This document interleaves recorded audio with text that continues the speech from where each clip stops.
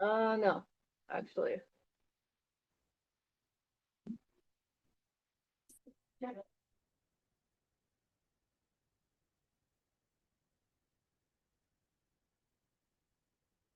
And yes, I deleted that from this account and I don't know why it's back.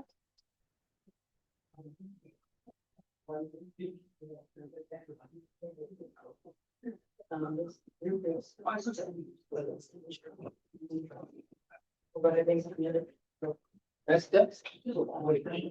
So Justin, Oh, what's that? Well, too close, um, too loud. really loud, yeah. So in case you, that song, Always a Light, is by Leah Morris. She interpreted the words from There's Always Light, If Only We're Brave Enough to See It by Amanda Gorman. A wonderful speech, and she turned it into a song. Yeah.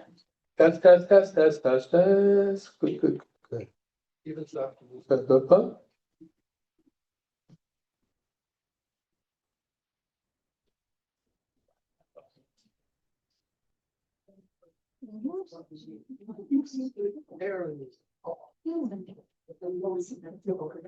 These things are industrial. Because it wasn't loud enough. You want to play it again? You want, yeah.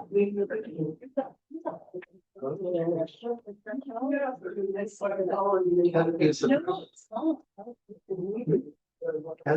the prime. No, this is a prelude. Prelude to the whole service. Prelude. Yeah. By Leah Morris. There's always a light when we are ready to see it. There is always a light when we are ready to be it. To see the Lord, to be the Lord, to raise our eyes in the dark of night, to climb this hill. Together we will. Show us the way your light in the dark. We are ready to see this. Show your light in the dark. We are ready to be it. To see to breathe down and be a gift. Give you the there is always love. There is always love. There is always love. There is always love. To see the light, to be a light, and be a light. There is always love. There is always love. There is always love. There is always love. To see the light, joy. Light be a Christ. There is always love. There is always love. There is always love. There is always love. Be the child. Thanks. Yeah.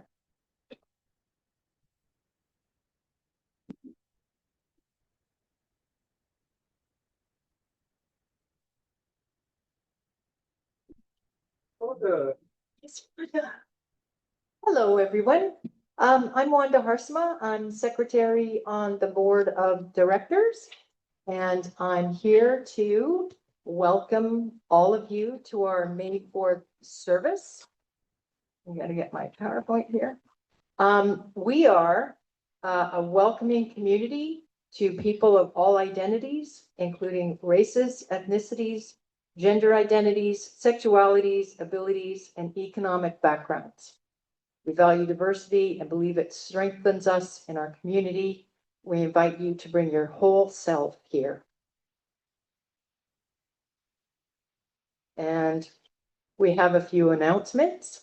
We have a lot of exciting events coming up in May, June, and July. So our AGM is downstairs at 4 p.m. on May 25th. And that's a really important time for members and guests to come to find out what's happening. We have the fundraiser on May 17th, and hopefully you're not like me and haven't put your stuff in yet. Greg, I promise to do it soon. So if you are wanting to auction some things off, I'm encouraging you to do that. And we're setting up at 3 o'clock that day, and things start about 3:30, right, Craig? Yeah, To bring yeah, your stuff, yeah. Yeah. Pardon? Right here. It's here in the hall, yeah. It's so fun, especially if you're here for the auction. If we have the firefighters again, there's usually a big mud fight over that one. It's really good. I have to say I won the first year, just saying. We've got 2 picnics coming up at Kin Beach. One is our annual picnic with the Comox United people. That's June 22nd at 11:30. And then our own intimate picnic is on July 13th. And also a heads up, we usually do a grand march at the Pride Parade on August 23rd. And so that's always good. Now I have a personal note. On a month ago, we had a terrific service from the concerned citizens of Bain Sound. And in essence, it's about how one of the last herring spawning areas is being compromised by a shipbreaking company down on Bain Sound.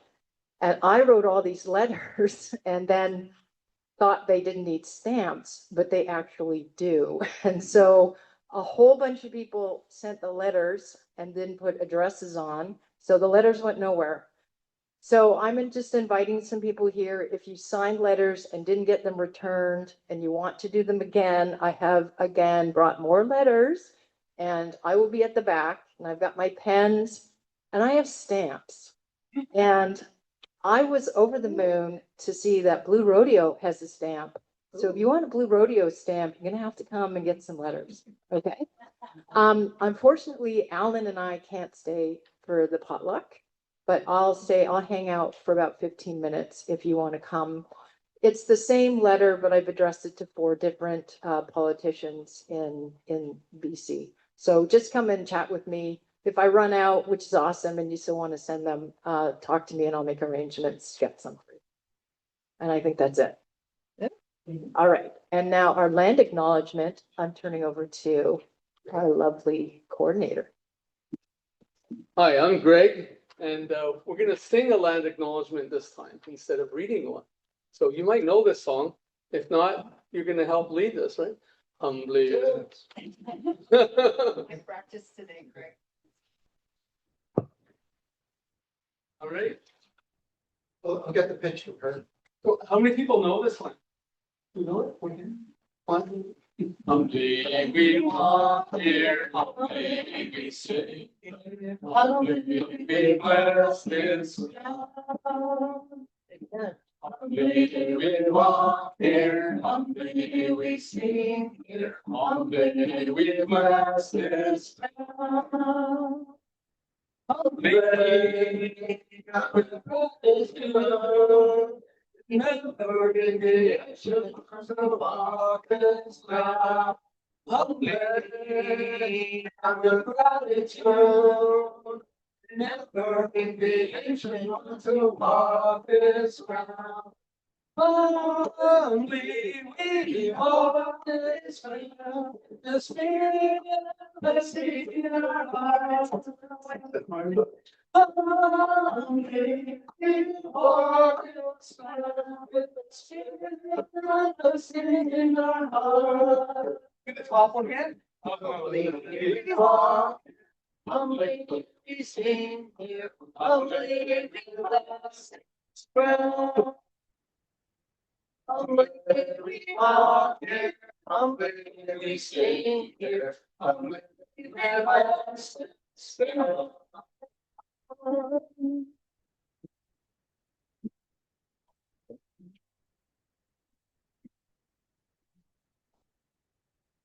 Hope is important for many reasons, as it is a driving force that fuels motivation, self-improvement, and success. Without this optimism, people may grow stagnant, disconnected, and despairing. They may lose their confidence in themselves and the world, often leaving them feeling incapable of positive change. Hope is a powerful instinct that pushes us toward improvement.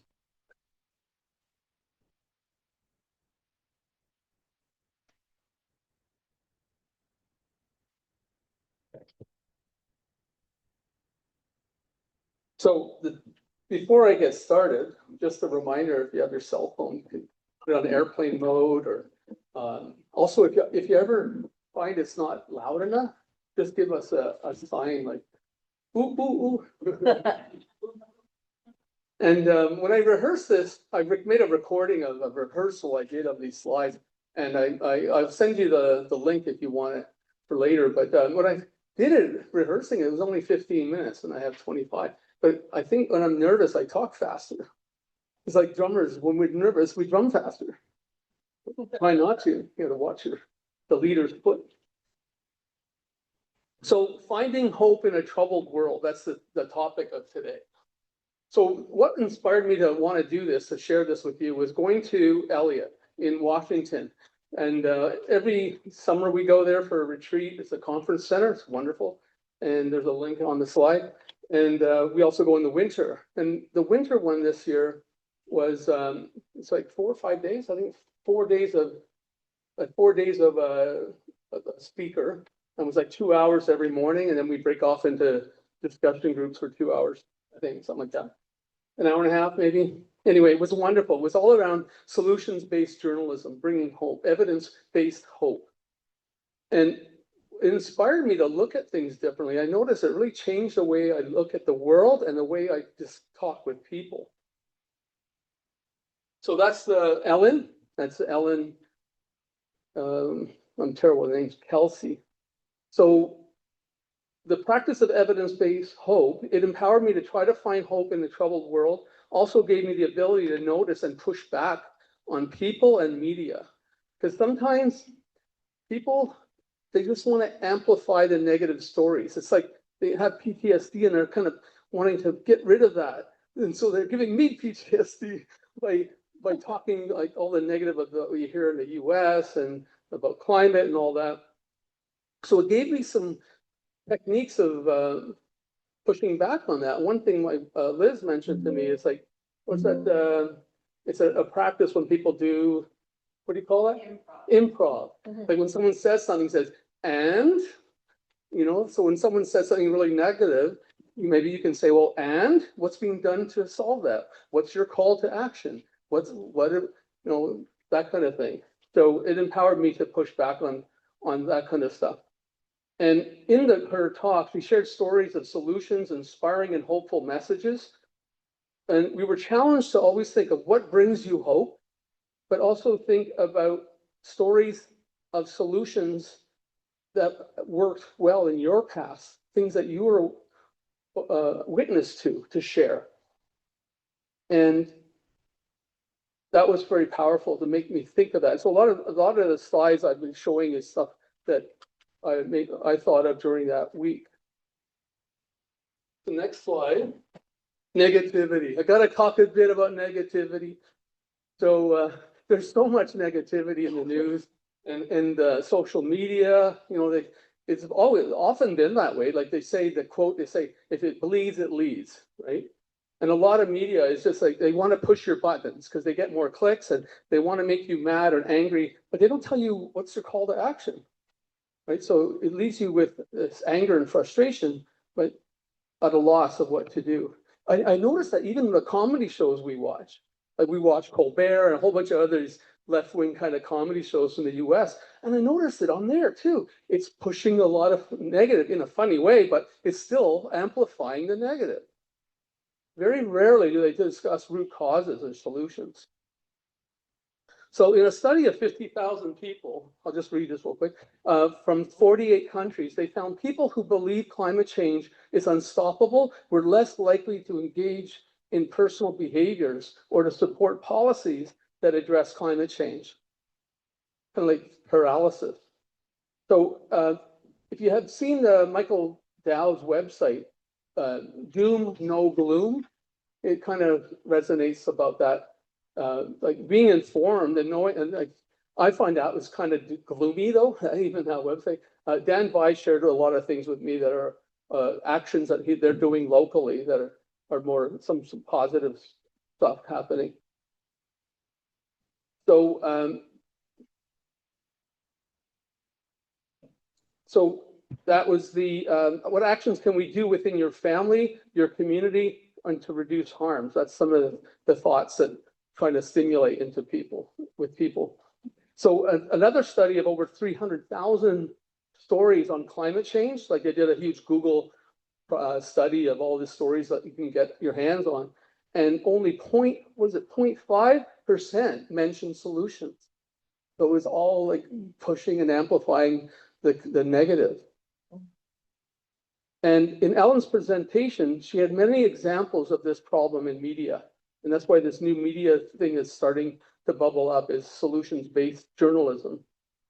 So one Facebook post, I thought, yes, this guy, I love Robert Wright. I really liked his talk, and there's a really good video someone posted on Facebook. So I watched the whole thing, and it was pretty long. It was really negative. It was, oh no, he's amplifying the negative. But at the end, so he was talking about inequalities and widening, corruption, long list of all the issues in the USA. He was going through all that.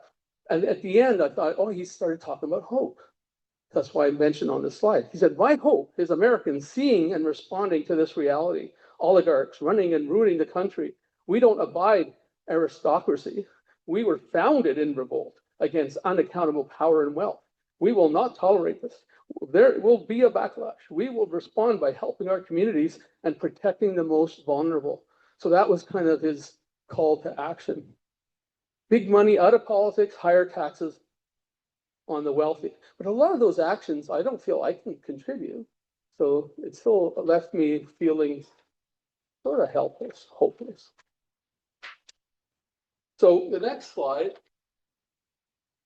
empathy. You know, most people have a lot of empathy. When you hear something in the news, it hits you, it makes you cry. You know, I'm gonna start crying now. Just my mind's reeling about all the negativity. But if you don't have an opportunity to help in some way, writing a letter, doing something, it can lead to despair.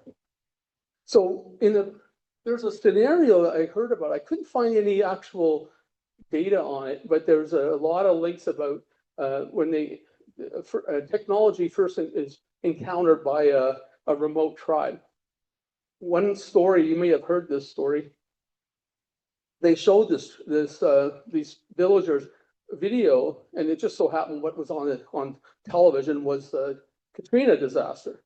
So they're just kind of impressed on this villagers. This is cool technology. You can see moving things. The next day, all these villagers had their carts full of food and water and blankets, and what are you doing? Well, we're going to help the disaster victims. And they said, no, that's in another country. So their empathy was an automatic trigger to help. And they felt, why the heck did you show us this horrible trauma if we can't help? You know, so that was an instinctive response of empathy. So we have to be careful. They learn from those stories of being careful what they show people, especially in remote tribes and such. So it's a human instinct to be motivated by a desire to help those in need. But if you're told the assistance can't be mobilized, can't do things, then you feel like despair. So the deeper philosophical question about this role of the media, why presenting suffering without providing a means for action?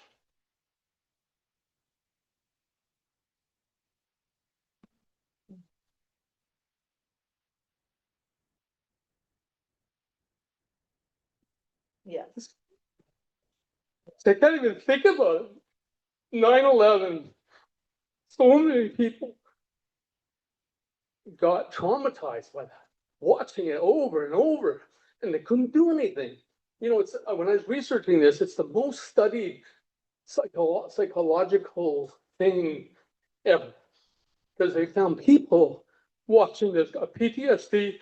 Some Canadians actually went to ground zero, saying, we're here to help. A lot of them were turned away, told there's nothing you can do.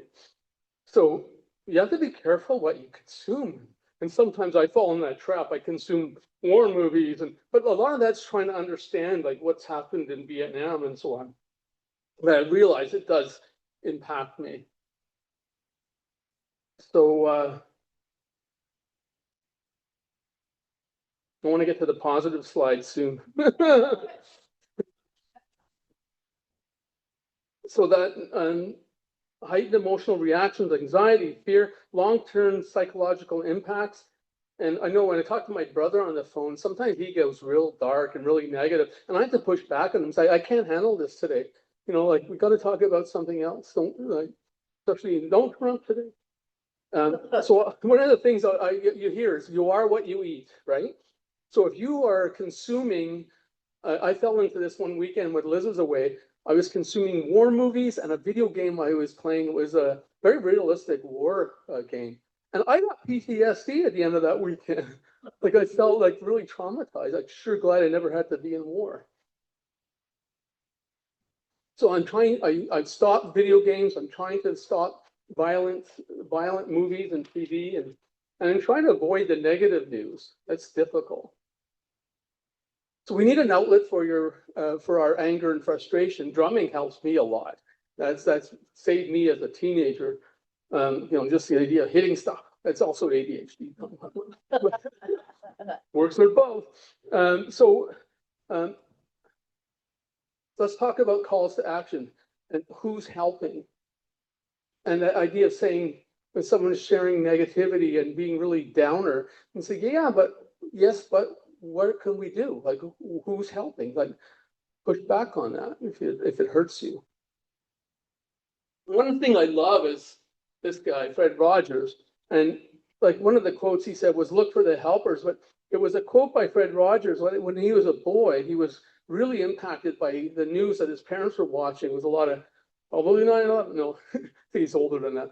But anyway, he would cry and ask his parents for help. And the parents said, look for the helpers.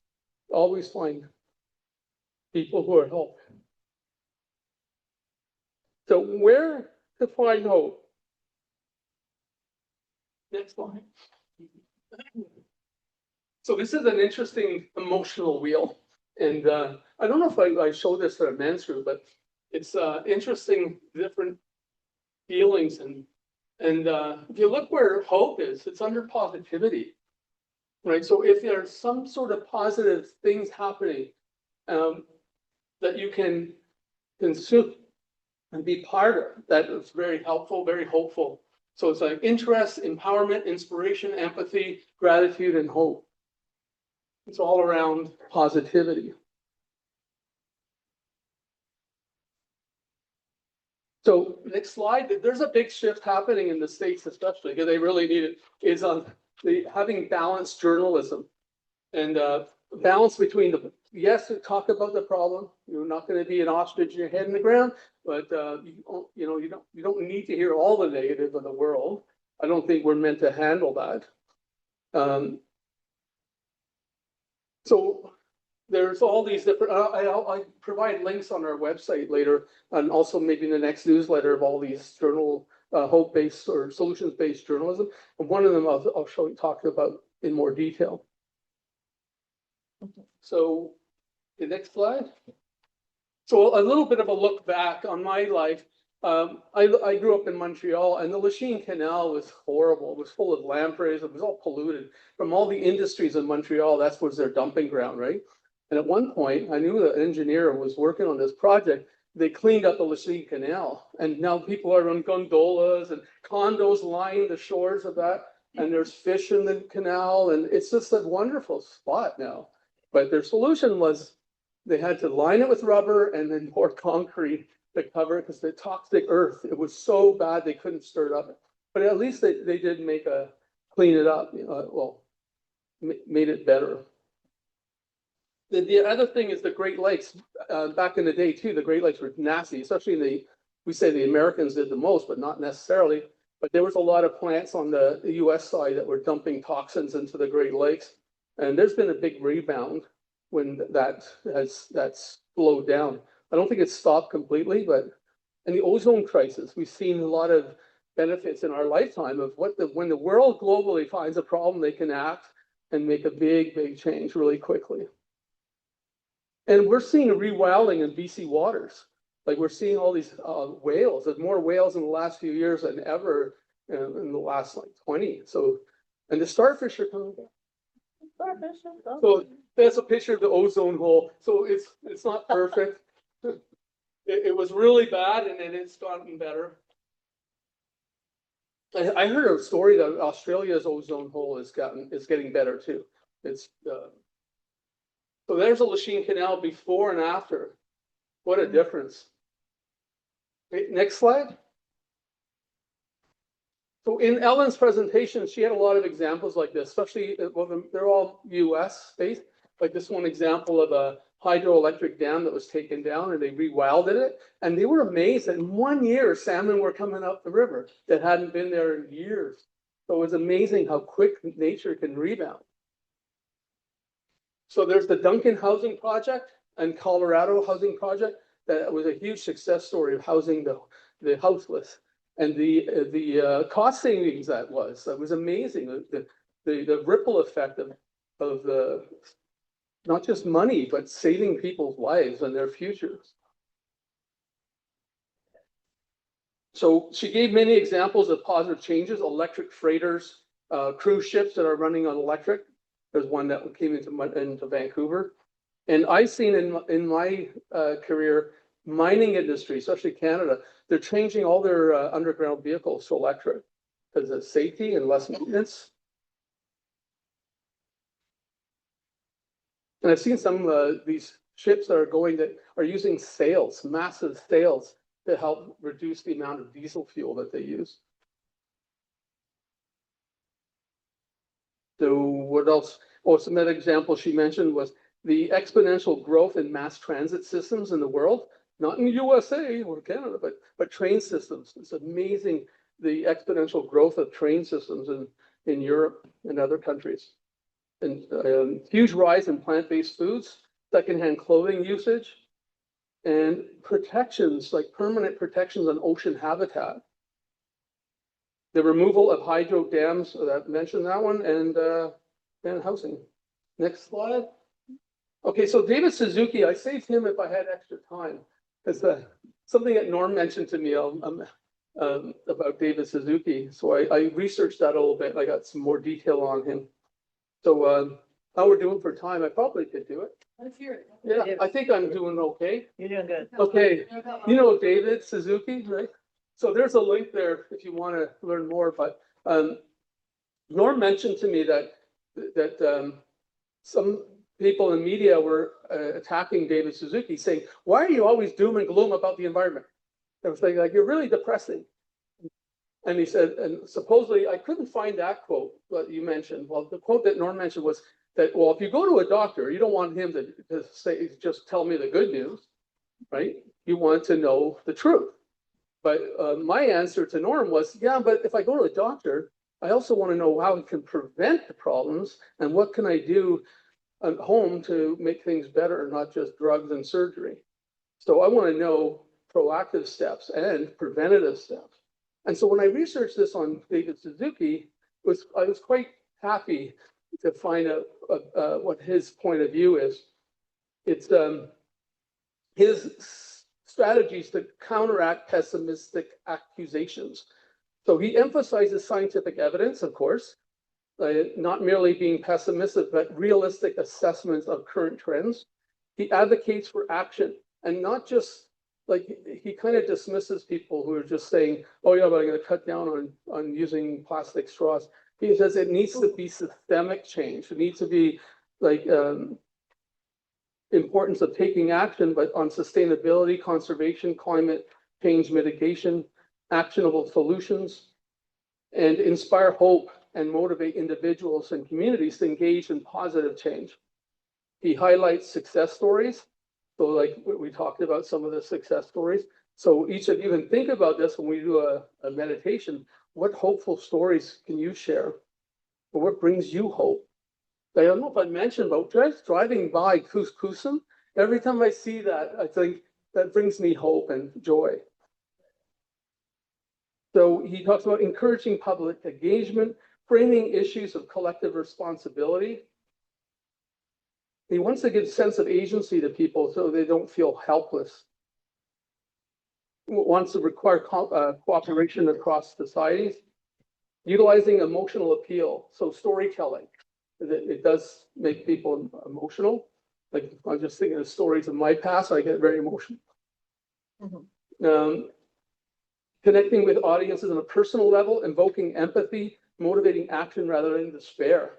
Like when they did that presentation here about the shipbreaking, they led with a wonderful slideshow. It's like 15 minutes about the wonderful environment we are in, like with the herring spawns and the just amazing diversity of plant and animal life around here. And then they talked about this company dumping their bilge tanks of huge ships from Seattle, just letting it dump into the ocean with all whatever's in there, oil and diesel and zebra mussels.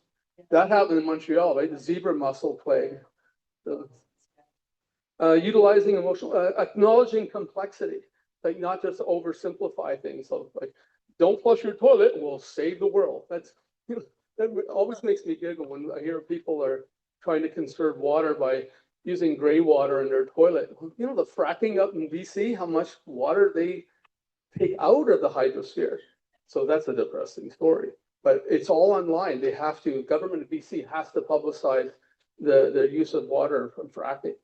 So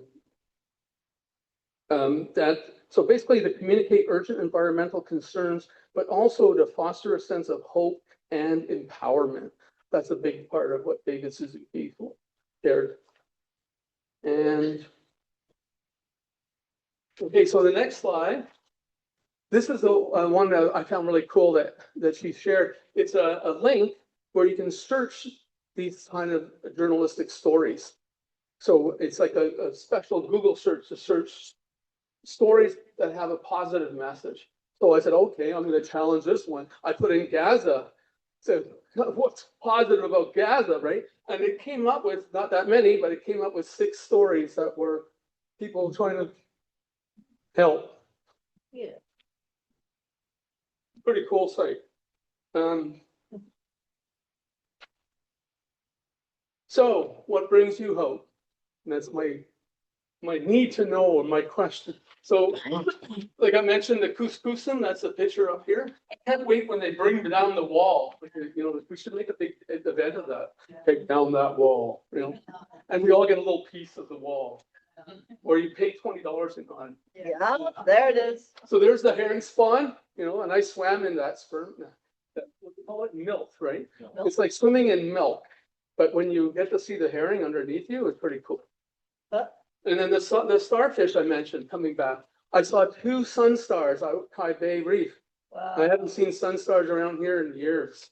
I've been snorkeling here for 30 years, and there used to be huge ones around Kai Bay, Point Holmes. Big sun stars with like 30 arms. But they're coming back finally. So I think the next is time for meditation. Okay, next slide. Silent meditation. This is the difficult part for me. So how about just think in your mind, and joys and concerns are also going to follow this. So if you don't have anything in your life or that's bringing you hope, or you can't think of anything, or joy or concern. So well, we hit the chime for a couple minutes.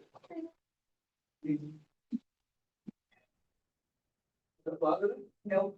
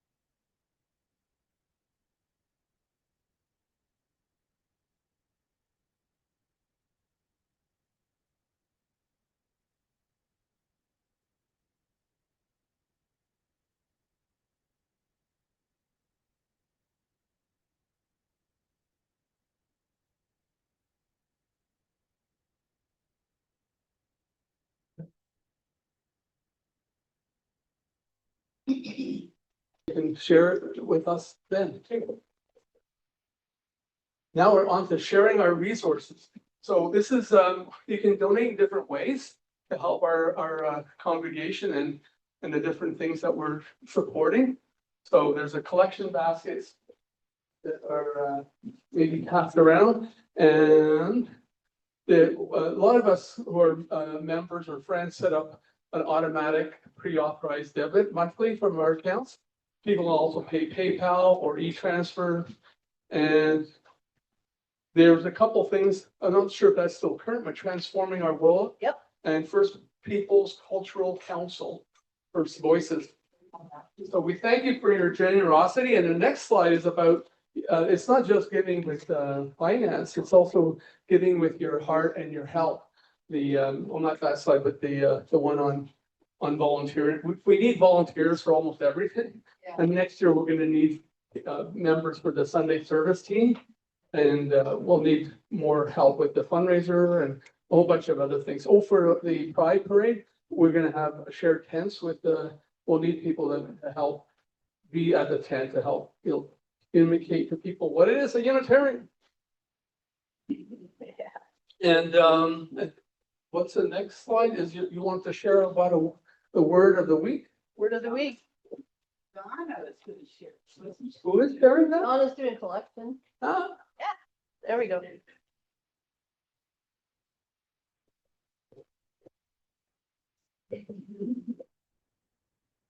All right, our Kwakwala word of the week is Hamzalatsi. And I'm going to help you pronounce it. It's the first syllable is hum, that's easy. The second syllable, we'll do it after. I'm going to go through the whole thing first. Za, that's a little harder. D-Z-A, za, za. And then Latsi is the last two syllables. Latsi, there's kind of Latsi, Latsi. So it's Hamzalatsi. Hamzalatsi. And Hamzalatsi is a bumblebee. Should be. It hums a lot, see? Hamzalatsi. The Hamzalatsi lives in the Hamzatsi. Ah. So there it comes a lot.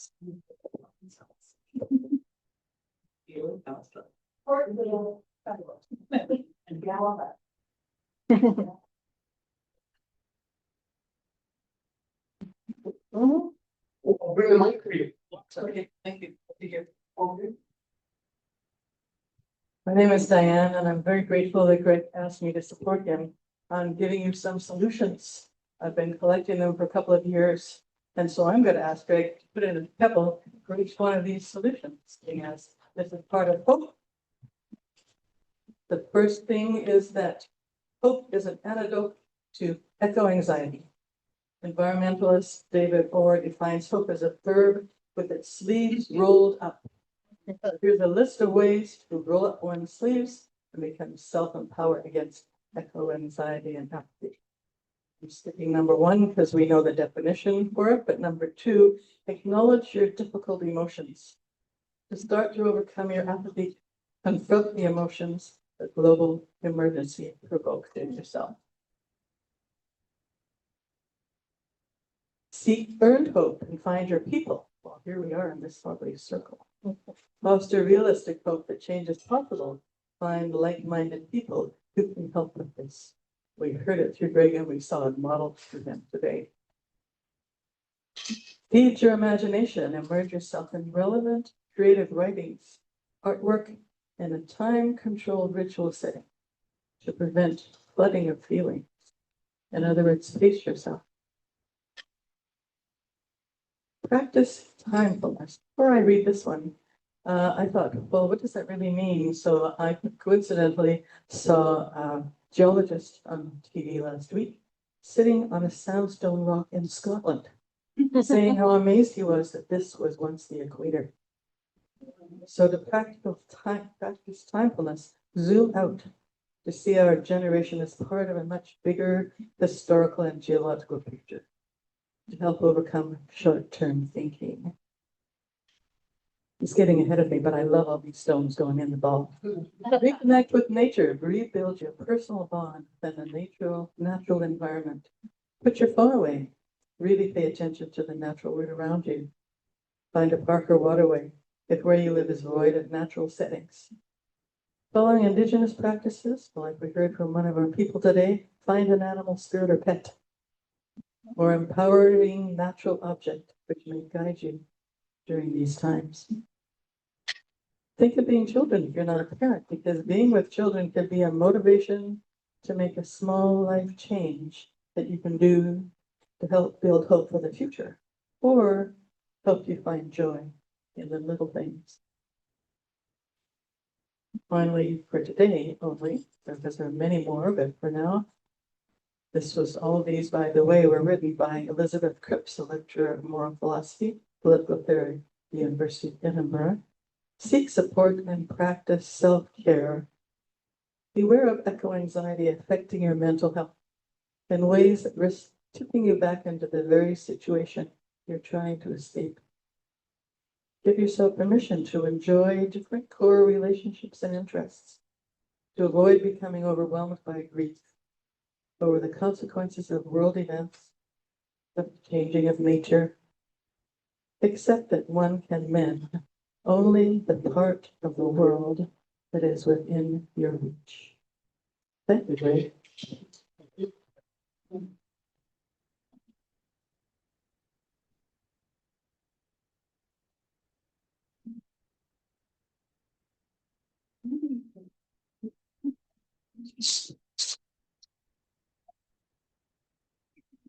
I'll do it.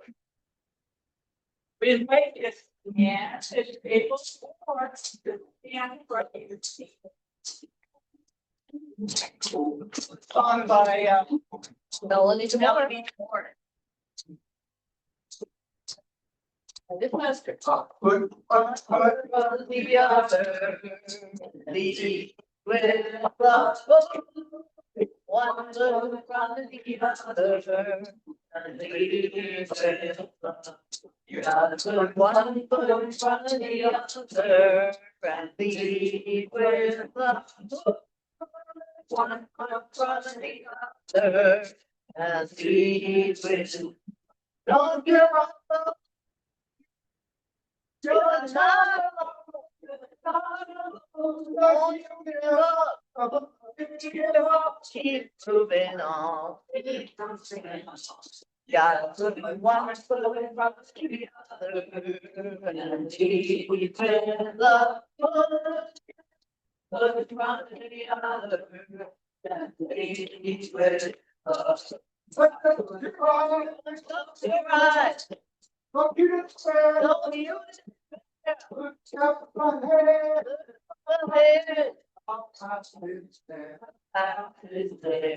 You gotta put one foot in front of the other, and keep with love. One foot in front of the other, and keep with love. I know I'm scared, but I'm scared too. Oh, here I am, right next to you. You gotta put one foot in front of the other, and keep with love.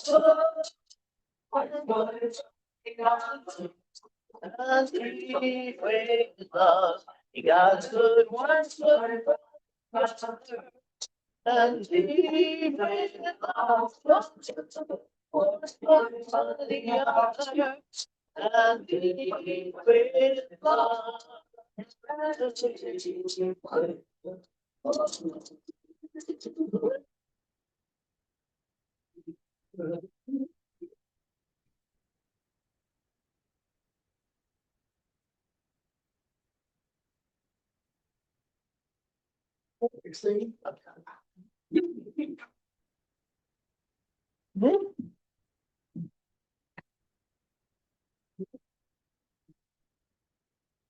Now, traditionally, we hold hands and sing Carry the Flag.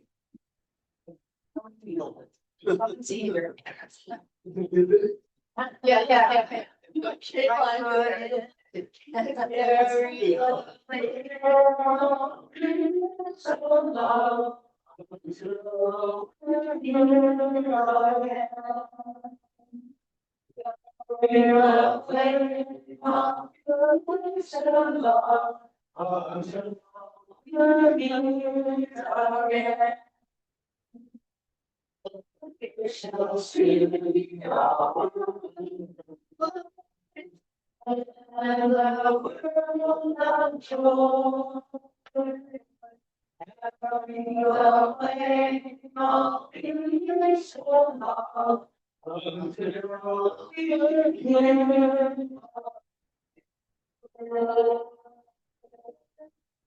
Thank you, Ben. Thank you.